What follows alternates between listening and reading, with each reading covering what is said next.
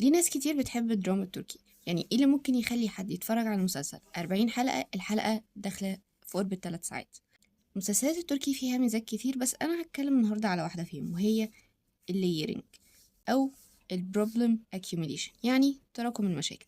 في الحلقة الواحدة اللي هي ممكن تكون مثلا 3 ساعات، خلينا نقول ان دي الحلقة بتاعتنا، بيبقى فيها تراكم مشاكل، بمعنى ان احنا ممكن نوصل لان نفس ال3 ساعات دول بيحصل فيهم يجي 6 مشاكل او 6 مواقف مختلفة، مشكلة وحل، مشكلة وحل. يعني مثلا خلينا نقول ان هو البداية اللي احيانا كتير بتكون غير متوقعة، او حتى لو متوقعة بتكون باسلوب مختلف شوية.